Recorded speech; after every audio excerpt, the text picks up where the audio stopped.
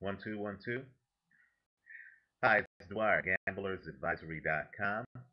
Here to talk about the upcoming World Heavyweight Championship match between champion David Haye and challenger John Ruiz. Now, first, let me just point out that I personally am going to be on the sidelines on this fight. As a general rule, I do not bet on fights involving a fighter who um, was injured or knocked out cold in his last match. And much as I will not be uh, betting on Eddie Chambers' next fight, whoever he fights, I'm hesitant to bet on this fight because David Haye suffered a injury to his right hand. There are conflicting reports on whether that hand was broken, and that was in his last fight, which took place just a few months ago in November of 2009 against Valuev. David Haye, by his own admission, after round three, wasn't able to be his best because he had to fight extensively with his left hand. And keep in mind, that's a problem because David Haye is right handed. So when you see a fighter with the power of David Haye, a legitimate knockout puncher, in fact, quite frankly, if these two guys are healthy, David Haye is the much better puncher in this fight. When you hear that he can't, or rather, his right hand is iffy, it's just recovered, then that's a cause for concern. Let me also, too, that even if the hand has healed in the 5 months since his fight against Valuev, there's still a cause for concern because you really don't know, even if the hand's healed today, what impact it had on his preparation. Whether he's been able to spar, whether he's been able to set up that right hand in practice like he would if the hand were healthy all the way through.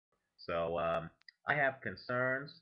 Nonetheless, what I'm going to do in this video is just talk about what I expect to happen in the fight. I believe this fight has already happened for both fighters, right? I'd like for you to take a look at the David Haye versus Fragomeni fight that took place a few years ago. Fragomeni Ruiz is a fighter who comes forward. At the time, he was undefeated. He tried to corner Haye. He tried to Haye up, just like I expect John Ruiz to do. And David Haye was able to win that fight by KO. Right? There's another fight, I believe, is a blueprint fight, this upcoming fight, and it involves John Ruiz. And that is John Ruiz against Roy Jones Jr. When Roy Jones took Ruiz's heavyweight down, keep in mind, David Haye, just like Roy Jones, has a divided hand speed advantage over John Ruiz. And David Haye, just like Roy Jones, works best from distance.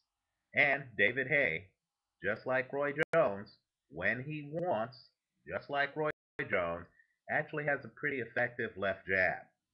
We don't see it that often because Haye is so good at throwing hooks.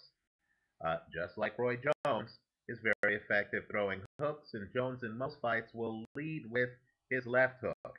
But take a look in particular at the early rounds of Jones's fight against John Ruiz. You're going to see that he had a lot of success throwing that left jab, and what that jab did is it created the distance between the two men that enabled Roy Jones to literally tee off on John Ruiz. I do not believe that John Ruiz fights effectively from distance. I believe from distance this fight is a mismatch. David Haye will be much more effective. Conversely, I don't believe David Haye fights well up close. I think that if Ruiz gets inside on David Haye, he could cause problems for Haye. So Haye is going to have to use that left jab extensively. Now, fortunately, uh, David Haye has a healthy left hand, so he should be able to get that left jab off. Also, for those who remember the 12th round of his fight against Nikolai by value F, you will see that David Haye throws a pretty nasty left hook, and he can actually throw that left hook from distance. So just to sum up, and I'm not going to predict a winner because of David Haye's right hand injury, which I understand from a member of his camp, Mr. Haymaker, who is on my channel page from time to time. I understand from a member of David Haye's camp that the right hand is fully healed. Be that as it may, hand injuries in boxing are something you really need to pay attention to. They're major injuries because, of course, a fighter's tools are his hands. And so if you are going to think about betting on this fight, and I can't dissuade anyone from betting on David Haye, um, you need to pay very close attention to the status of David Haye's hand before this fight. On a related note, let me just point out that the upcoming Super Six match between Andre Ward, who I had picked to beat Mikael Kessler, and Alan Green, who is a very good fighter, should also give bettors pause because while, in my opinion, Andre Ward has a very good chance of winning that tournament, Andre Ward has a knee injury that has already forced the postponement of that fight. And there again, in a fight where footwork and foot movement and leverage is key, um, gamblers need to look carefully at that Andre Ward knee injury. Any injury like that um, on a fighter that has a great chance of winning the fight um, should give you pause in terms of betting on the fight. Because, of course, if Ward shows up in that fight and he can't plant on that leg or he tweaks the leg, and let's face it, that's what happens in boxing because these guys are moving around a lot for 12 rounds. If he tweaks the leg, he might not have that much of a advantage over Alan Green. Likewise, here with David Haye, I do feel that David Haye is the more gifted fighter.